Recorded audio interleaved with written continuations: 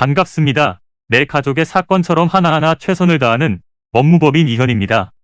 누구나 법적 문제가 생기면 심적으로나 경제적으로 큰 부담을 갖게 됩니다.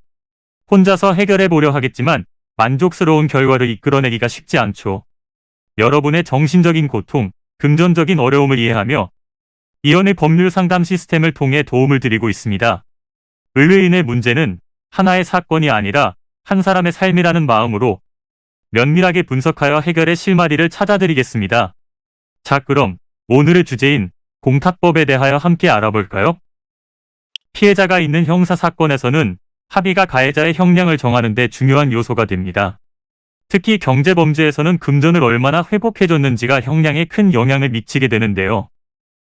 하지만 모든 피해자가 합의해주지는 않습니다. 가해자가 합당한 처벌을 받기를 바라는 사람들도 있습니다.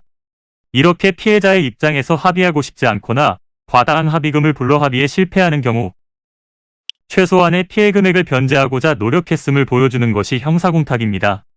가해자가 법원에 피해보상금 명목의 공탁금을 맡겨두면 피해자가 이를 수령하여 피해 복구에 사용할 수 있게 하는 것입니다. 문제는 형사공탁 시에 피해자의 인적사항을 알아야 하는데 이를 위해서는 피해자에게 인적사항 제공 여부의 동의를 받아야 했습니다.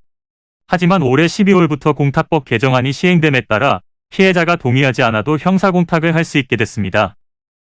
이에 따라 공탁을 신청하고자 하는 사람은 상대의 인적사항이나 기본 정보를 몰라도 신청할 기회를 얻을 수 있으며 상대방은 자신의 개인정보나 사생활 등을 보호받을 수 있는 권리를 침해받지 않을 수 있게 됩니다.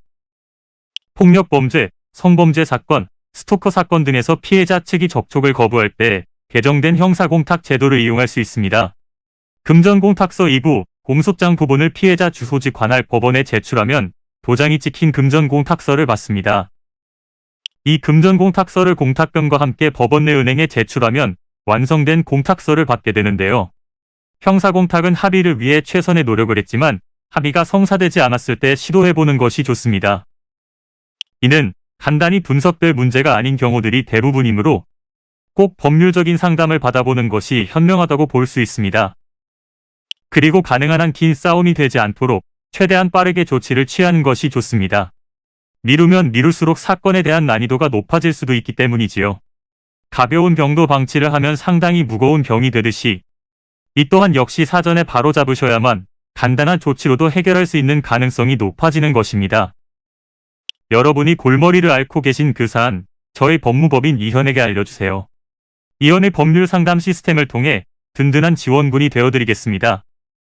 간혹 변호사가 아닌 사무장 등과 상담하는 줄로 오해하시는 분들이 계시는데 이는 전혀 아니며 저희 법무법인 이현은 변호사와 1대1로 상담이 이루어진다는 점을 다시 한번 꼭 알려드립니다. 저희는 하나의 분야가 아닌 민사, 형사, 가사뿐만 아니라 비송사건 등 모든 것을 추구하고 있는 종합 로펌입니다. 가장 궁금해하시는 사건의 해결 가능성과 해결의 키포인트, 예상되는 문제점과 해결 방안 등을 총망라하여 종합적인 시각으로 안내해드리고 있습니다.